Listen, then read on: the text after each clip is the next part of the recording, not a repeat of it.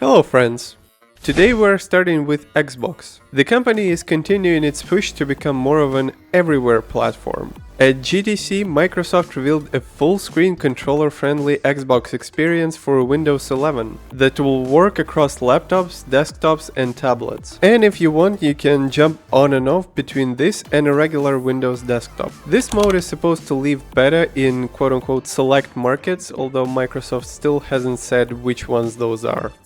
What's interesting is that this feels like yet another step toward the bigger plan Xbox has been laying out for a while now. And it ties directly to the groundwork for Project Helix, and it also puts Microsoft in a more direct position to compete with Steam OS. And honestly, this is kind of a big deal. There has always been a gap between PC and console gaming. If Microsoft actually manages to close that gap, and bring what it's learned from building a gaming-focused OS into Windows, that could make development smoother and create a much more unified Xbox experience across different devices.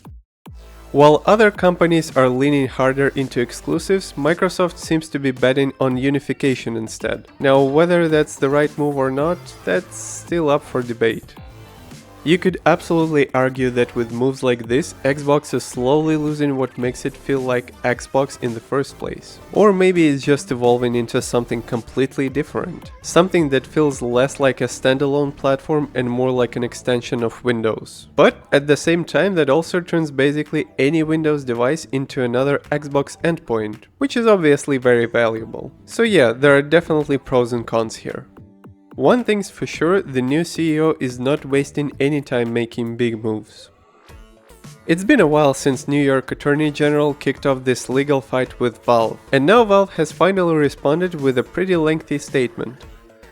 In its blog post, the company unsurprisingly pushed back on basically everything. The company says it's been working with the AG's office since 2023 to quote-unquote educate them on how these loot boxes actually work. One of Valve's main arguments is that the items from these boxes are similar to physical collectibles from card packs, and a part of a wider digital ownership system that they believe benefits players. Interestingly, Valve also mentioned that it had previously been encouraged to either make those items non-transferable or require more player information, but they have no plans to do that. That said, Valve also made it clear that it respects New York's right to set its own laws, and if legislation does pass around loot boxes, the company says it will comply. But when it comes to this lawsuit specifically, Valve plans to fight it. And at least now the picture is a bit clearer. It seems like the real issue here may not be the loot boxes themselves, but the fact that the items can be traded afterward. And personally, I find it a little bit odd. I get the argument. If the reward can be traded, then suddenly it can have a value much higher than the cost of opening the box. But if that's the core issue, then it almost feels like the bigger target should be marketplace side of things, not just loot boxes. Again, I'm not really trying to defend either side here, I'm mostly wondering why now? And if they really believe these systems are that harmful, why not just go further and try to ban them outright, like Belgium did, or Japan in certain forms? Also, I'm sorry, but I do agree with Valve on one point. Bringing gun violence into this case feels completely absurd. That's not even mixing apples and oranges, that's mixing apples and horses. And I thought we'd moved way past the whole video games cause real-world violence argument, especially when so many studies have already pushed back on that idea. It just makes that part of the case sound even weaker. Oh well, still it's going to be a very interesting legal battle to watch.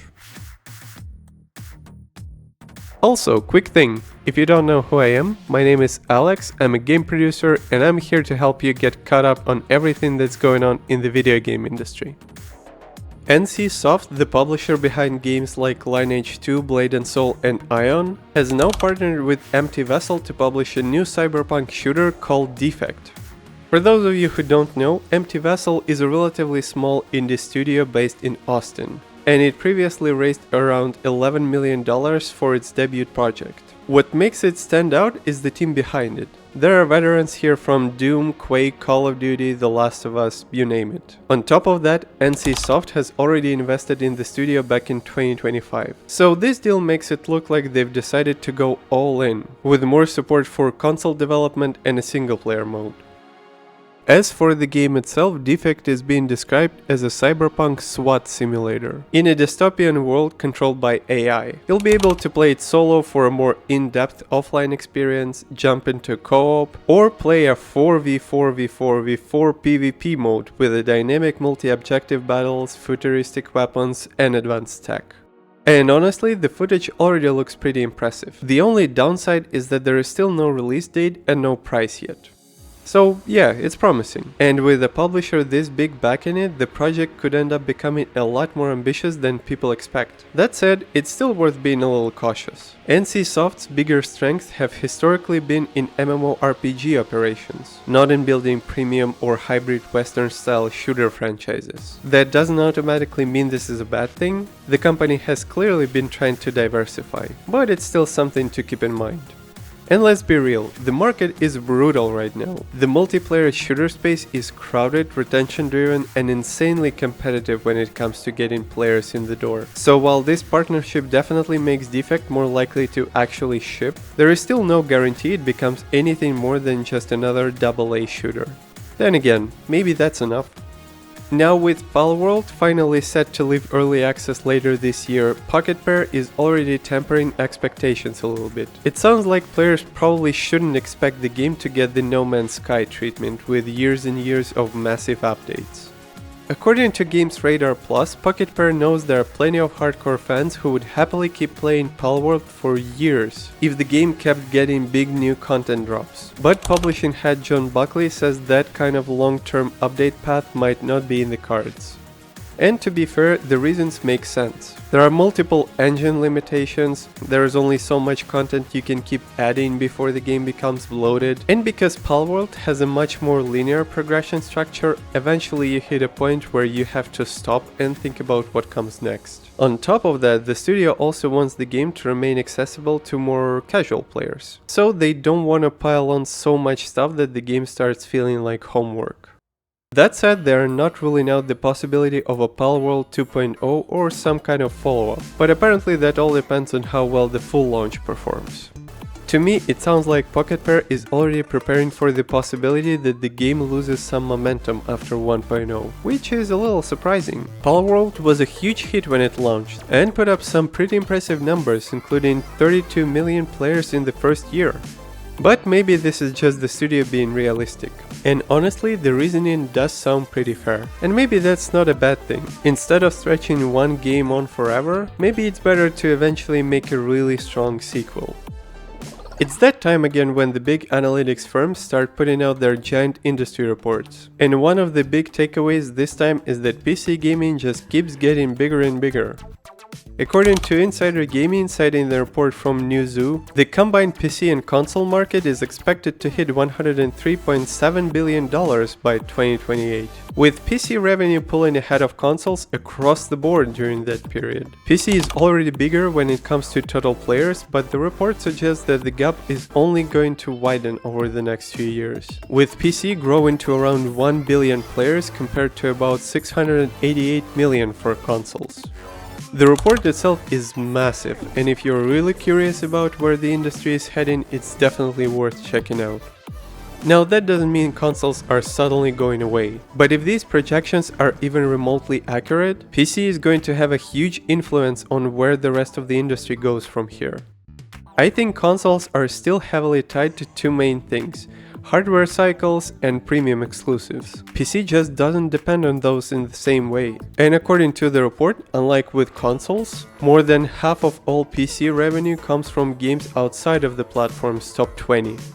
And honestly, you can feel that happening already. More and more games that aren't positioned as massive AAA blockbusters are finding success, while plenty of supposedly bigger games are falling flat.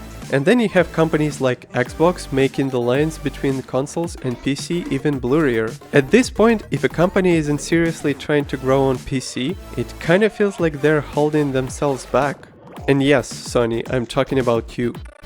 Now let's talk about one of the biggest topics in recent years. Honestly, I'm probably not the only one getting exhausted by the non-stop layoffs across the games industry. And now former Blizzard Chief Creative Officer Pardo has basically said the same thing. Enough already. Speaking during a keynote address at GDC where he reflected on his career from StarCraft lead designer to studio founder, Pardo had a pretty direct message for executives. If your developers just helped create a successful game, the smartest way to repeat that success is to keep that team together. And really, that's hard to argue with.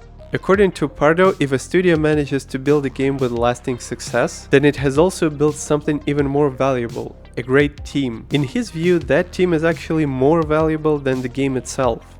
And yeah, that makes total sense. Imagine running a bakery and hiring someone who bakes incredible bread. You wouldn't fire them the second they finish the day's batch, right? That would be ridiculous. But that kind of logic is weirdly common these days in games. Teams get treated like a disposable resource even when they've already proven they can deliver something successful. And that's the frustrating part. Those teams carry so much experience, process knowledge, and creative chemistry that can be incredibly hard to rebuild. If they've already made one hit, they've probably give you your best chance at making another. We're also way past the point where every layoff can be blamed on pandemic expansion. And yet layoffs are still happening constantly, to the point where it almost feels like standard operating procedure now, even around successful games. Will Pardo's comment suddenly change executive behavior across the industry? Probably not. But maybe it at least gets a few people to stop and think before making the next round of cuts. Hey, a man can hope, right? With all the rumors recently floating around about a secret DLC for The Witcher 3, some fans started wondering whether CD Projekt Red might be quietly doing something similar for Cyberpunk 2077, and apparently not. In a conversation on X, one fan asked CDPR directly whether the studio was working on another secret Cyberpunk DLC, and the answer was a very clear no. CD Projekt said it has no plans for any more content or expansions for the game, so that pretty much settles it. The next time we get something new from this franchise, it'll most likely be the sequel. The only problem is, if that next game is still 4 or 5 years away, then yeah, we're going to be waiting a while. And that's all I have for today. And with that, I'm curious to hear what you guys think. Let me know in the comments what do you think about Xbox mode on PCs. Do you think the New York is right about pushing Valve? And if you're looking forward to Defect. And in general, what do you think about everything we've talked about? As usual, if you want to know more, all links are down below. And of course, clicking the like button helps this channel a lot and I personally highly appreciate it. Thank you for making it this far, and with that, Alex is signing off for today. Cheers!